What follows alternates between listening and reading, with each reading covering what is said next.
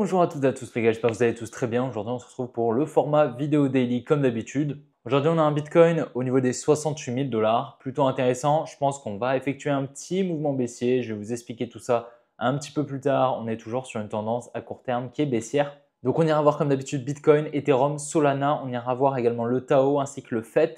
Globalement on reste un petit peu sur le même biais qu'il y a 2 jours et jusqu'à présent tout s'exécute assez bien. On a quand même un sacré désintérêt en ce moment sur les cryptos. Vraiment, il y a beaucoup moins de monde sur les cryptos dû justement à cette période qui est un petit peu ennuyante. Peut-être que le jour où on va chercher l'ATH, on aura probablement un petit peu plus de monde qui vont revenir sur les graphiques et sur le marché et ça amènera possiblement un petit peu d'euphorie. Dans tous les cas, je vais vous partager ce que j'attends à court terme. Je vous invite à liker la vidéo et à vous abonner si ce n'est pas déjà fait. N'oubliez pas de me rejoindre sur mes autres réseaux également en description. Et puis les gars, je vous souhaite un bon visionnage. Allez, on est parti. Tu vois, on était sur un espèce de range là depuis plus de 24 heures, depuis 1 jour et 16 heures. On avait vraiment un espèce de range ici. On créait beaucoup de liquidités au nord et au sud. Tu vois, on est dans un premier temps venu chercher les liquidités au sud, puis par la suite, on est venu chercher les liquidités au nord. Donc, toutes les liquidités en fait qui étaient présentes juste au-dessus. Voilà, comme tu le vois, on est donc bien revenu ici dans ce mouvement haussier. Donc, on avait des ordres à mitigated.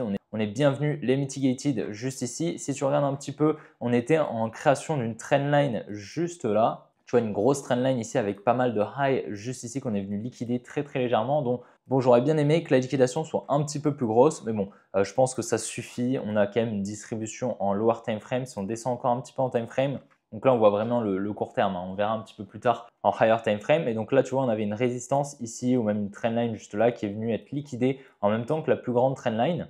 Et donc, je pense que le transfert entre la main forte et la main faible a eu lieu dans cette zone, juste ici, dans cette distribution. Je m'attends à présent à un mouvement baissier au minimum jusqu'à la trailing range qui serait juste ici au niveau des 67 790 $. Et puis de toute manière, si on regarde en 4 heures, on a toujours donc un high protégé en H4 qui a été déplacé juste ici, qui était auparavant juste là, qui était auparavant juste ici. Et donc pour le moment, la structure s'exécute très bien. On a donc un order flow H4 juste là, avec notamment un support ici donc qui vient créer pas mal de liquidité juste en dessous. Donc on parle depuis plus d'une semaine de ce gros niveau de liquidité juste là autour des 66 000 $, et il serait extrêmement possible de venir les chercher. Donc voilà, pour le moment, on attend vraiment donc le changement de structure ici qui aurait lieu à très court terme, ok, et donc à ce moment-là, on pourrait entamer vraiment une jolie structure baissière, à moins qu'on vienne simplement récupérer les liquidités sous la tiers pour réaccumuler, repartir à la hausse. Là, ce sera un petit peu plus bullish à court terme. Mais pour le moment, je suis assez baissier. Si on vraiment s'installe ici, qu'on vient même shift la structure ici, là, pour le coup, ce sera un petit peu plus baissier. Ok, et donc, à court terme, on sera baissier et comme à court moyen terme, la structure H4 qui continuera bien de s'exécuter à la baisse. Pour te rappeler, donc nous, on attend quand même la zone ici, donc la zone de fair value gap juste ici au niveau des 64 200,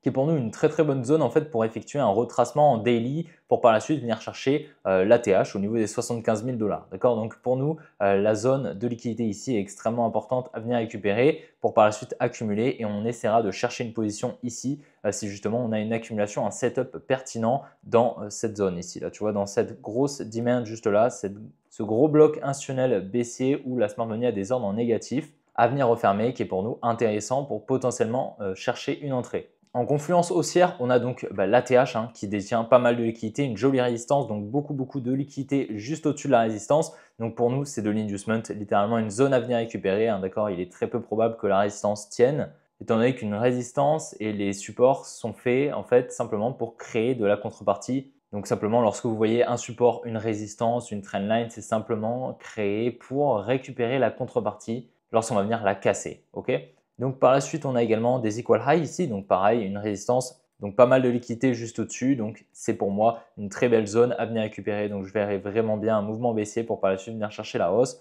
Ce serait vraiment super. Comme je te l'ai dit juste avant, on a vraiment un gros désintérêt dû à cette grosse zone inintéressante de plus de 1 mois et demi, tu vois, 94 jours. Donc c'est pour ça qu'il y a un désintérêt sur les cryptos. Le prix ne bouge pas, tu vois, on est au même niveau qu'il y a 1 mois et demi. Donc forcément, il y a un gros désintérêt. Les gens, les retail, la dumb money ne s'intéressent plus aux cryptos. Donc ça, c'est plutôt bullish. Ok. Maintenant, ça ne veut pas dire qu'on va up de suite. Pour moi, les liquidités ici seront vraiment intéressantes à venir chercher pour par la suite venir chercher la TH. Là où on viendra chercher la TH, lorsqu'on viendra chercher la TH, on aura probablement un élan d'euphorie un petit peu plus supérieur à ce qu'on a actuellement. C'est pas dit qu'on redump directement, d'accord, mais logiquement, la psychologie de la dump money devrait affluer de nouveau vers l'euphorie une fois qu'on viendra chercher la TH. Et jusqu'à présent, on est toujours bullish, hein. On devrait donc après continuer la hausse, mais on surveillera quand même ce qui se passera au-dessus de la résistance. J'aurais bien aimé prendre une position ici, mais comme je te l'ai dit, la liquidation est pour moi trop petite. J'aurais vraiment préféré avoir une plus grosse liquidation avec une petite distribution en peut-être higher time frame que là c'était une distribution 1 minute. J'aurais bien aimé vraiment qu'on vienne un petit peu plus haut, effectuer un plus gros transfert en fait. Pourquoi? Parce que là, tu vois, la liquidation, la petite mèche qu'on a ici est vraiment minuscule. J'aurais bien aimé, en fait, vu la taille en fait, de la trendline, qu'on liquide de manière proportionnelle et donc qu'on ait une distribution un petit peu plus haute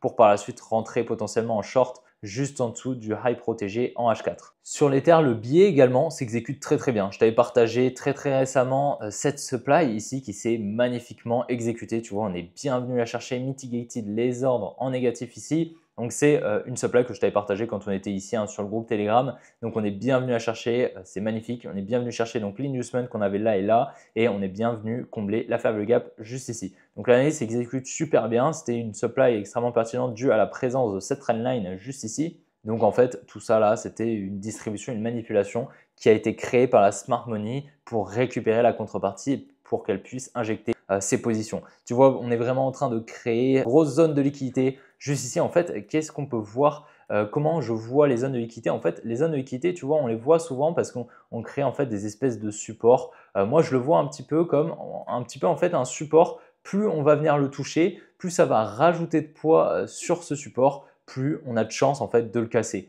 D'accord? Donc ici, par exemple, on fait quelque chose comme ça.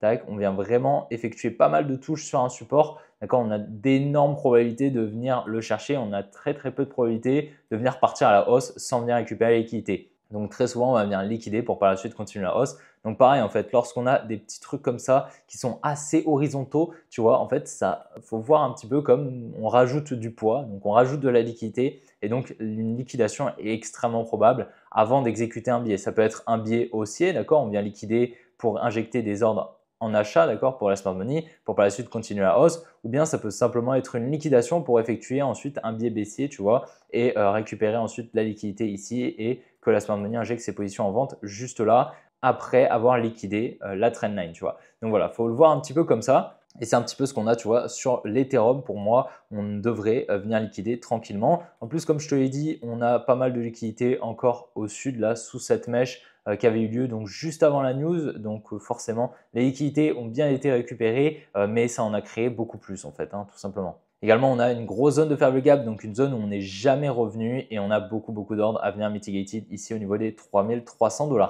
Pour moi, c'est une zone à venir récupérer, à venir mitigated. Donc, on va surveiller ça. Dans tous les cas, je t'avais partagé à plus court terme une supply hier, tu vois. Donc, c'était cette supply qui était pour moi extrêmement pertinente. On l'a finalement transpercée, comme tu peux le voir, mais on exécute quand même bien le biais en protégeant ce high juste ici. Pour moi, cette supply ici en LTF, si on va la voir peut-être en 5 minutes, je ne sais plus trop dans quel time frame je l'avais vu. Et ouais, voilà, c'est en 5 minutes, tu vois, on a bien un mouvement haussier, donc on pourrait la mettre même comme ça, tu vois. Donc bien ce mouvement haussier, la petite mèche au milieu, tu vois, qui n'a pas été mitigated, on est bienvenu la mitigated. Et donc, ce n'est pas la supply que je t'ai partagée qui s'est exécutée, c'est celle juste au-dessus. Dans tous les cas, le biais est en train pour le moment de s'exécuter. Tu vois, en plus, on est venu créer un support juste ici. Donc, pareil, c'est de la liquidité. C'est tout simplement, comme je t'ai dit, donc un support. On vient créer un petit peu plus de poids dessus qui devrait donc venir céder pour que la smart money vienne à récupérer la liquidité. Par contre, tu le vois, on a quand même ce support donc, et en plus de ça, on a la trendline. Donc, c'est pas impossible en fait qu'on vienne casser le support en même temps que la trendline.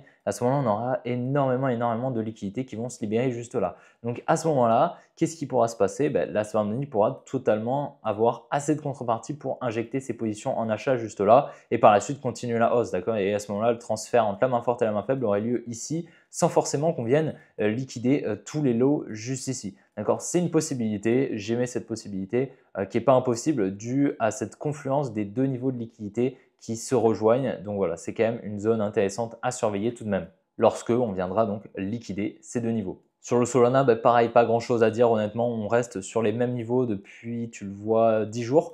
Donc pareil, il n'y a pas grand chose à dire, je t'avais dit, donc on a pas mal de liquidités au nord, pas mal de liquidités au sud et c'est toujours le cas, tu vois, on a pas mal de high ici à venir récupérer et on a pareil ici un support, tu vois, qui est en train de se former, qui est en train d'être conforté en fait, hein, tout simplement parce qu'ici on avait déjà un support qui avait été liquidé une première fois, mais on est venu le conforter une nouvelle fois. Donc je m'attends au minimum à ce qu'on vienne donc liquider ces deux lows, à voir ce qu'on fera, mais il n'est pas impossible qu'on vienne un petit peu plus bas ou bien qu'on vienne simplement récupérer le support, tac, et repartir un petit peu comme je viens de vous montrer sur l'Ethereum. Sinon, il n'y a pas grand chose à dire, honnêtement, on n'est même pas venu chercher ici la supply. Donc c'est vrai que c'est un petit peu moins intéressant, il n'y a pas vraiment de biais très très clair dû justement, tu vois, on est sur les mêmes niveaux qu'il y a 10 jours. Donc il n'y a pas beaucoup de volatilité, c'est assez calme, c'est assez ennuyeux. Donc on verra un petit peu ce qui va nous réserver, mais pour le moment, on a vraiment beaucoup de liquidités au nord et au sud. Donc ce n'est pas forcément confluent de prendre une position. Je vais te montrer le Tao, donc le Tao qui est bien revenu ici donc dans ce bloc baissier. Je te l'avais partagé, je t'avais dit qu'on allait revenir ici au niveau des 380 $ et même peut-être cette demand juste ici, on n'est pas revenu dedans, on y est revenu presque. Ok, au niveau des 370 $, donc c'est parfait. On est par contre en train de créer ici un support, pareil, donc pas mal de liquidité. On a toujours ici des equal high, donc de la liquidité. Pareil que Solana, pas mal de liquidité au nord et au sud, enfin du moins au nord et au sud plutôt. Donc pour le moment à surveiller toujours, mais je pense qu'un mouvement baissier n'est pas impossible et qu'on vienne chercher liquidité au nord également. Donc pour le moment le biais est assez flou, c'est assez dangereux de se placer sur ces mouvements assez horizontaux, d'accord? Ça c'est le genre de moments qui sont intéressants pour se placer en spot. Ok, là c'est intéressant de se placer en spot, tu vois, le marché est un petit peu ennuyeux, on ne bouge pas beaucoup, donc on est potentiellement en train d'accumuler. Mais pour avoir le bon timing en trading, il va falloir donc une zone. Donc une zone intéressante par exemple ici set demand, une zone d'intervention tout simplement avec un order flow qui est confluent, donc tu vois un order flow bullish par exemple,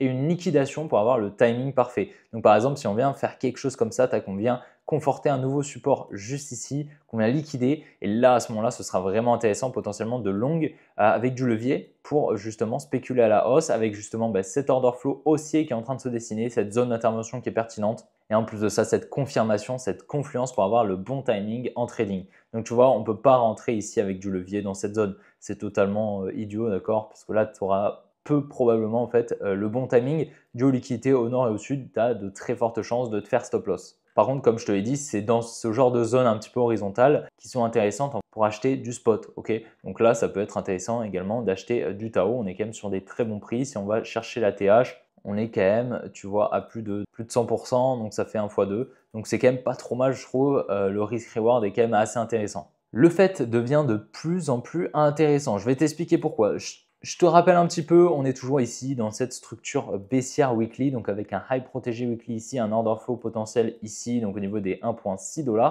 On est toujours en train de créer toujours ces supports juste là. On est venu dans un premier temps liquider ce premier support, donc très très intéressant, mais il reste toujours les deux d'après. Comme je te l'ai montré ici, on est en train de créer une trendline qu'on est en train de liquider juste là. Donc c'est quand même assez dangereux à présent de commencer à se positionner en vente par exemple, d'accord? Là c'est beaucoup trop tard selon moi. Pourquoi? Parce qu'en fait là on vient récupérer donc non seulement un gros support, en plus de ça on vient récupérer cette grosse trendline. Tu vois, donc potentiellement ici on peut avoir un transfert entre la main forte et la main faible qui a lieu. Par contre, tu vois probablement que ce lot n'est pas protégé. Pourquoi? Parce que tu vois, on a créé des equal lows ici. Donc ça perd un petit peu de probabilité. Je ne dis pas que ce n'est pas possible, je dis simplement que c'est peu probable selon moi. Donc on pourrait potentiellement ici être sur une accumulation, un selling climax, un automatic rally, un ST et un secondary test in phase B. Et on pourrait potentiellement ici venir chercher un spring, donc une deuxième liquidation de l'accumulation pour repartir à la hausse avec une tiers juste ici. Ce serait vraiment intéressant, tu vois, on profiterait en fait de la contrepartie ici présente juste en dessous de la trendline pour justement effectuer un mouvement haussier. Donc c'est pas impossible, je vais quand même surveiller ici si on a une deuxième liquidation, un changement de structure, il pourra potentiellement être intéressant de se placer en longue sur le fait. Je vais surveiller ça bien sûr. Et tu vois, ça nous permettrait ici de revenir dans la demand initiale juste ici que je vais te mettre en rose. Donc ce serait vraiment intéressant, on aurait donc une confluence dans la zone, dans la liquidation avec cette grosse trendline plus cette accumulation. Par contre, un truc qui donc nous ferait défaut, c'est quand même l'order flow weekly qui est baissier toujours. Il ne faut pas oublier toute cette grosse zone de liquidité juste en dessous. Donc voilà, il faut quand même faire attention si tu veux te placer. Il ne faut pas oublier quand même qu'on perd un petit peu de probabilité dû à toutes ces liquidités au sud. Donc voilà, j'espère vraiment que la vidéo t'a plu. Si c'est le cas, n'hésite vraiment pas à la liker, à t'abonner. Si ce n'est pas déjà fait, n'oublie pas, je t'ai créé un Discord ainsi qu'un groupe Telegram. Tous les liens sont directement en description. Tu vas pouvoir discuter avec la communauté. Vous allez pouvoir apprendre ensemble. On va parler également des analyses que je partage et je te partage tous les jours mes analyses sur le marché également dessus. Donc je t'invite directement à les rejoindre. Tout est en description, également mes autres réseaux. Et puis logiquement, tu auras fait le tour. On se retrouvera demain pour une prochaine vidéo comme d'habitude. Allez, ciao les gars!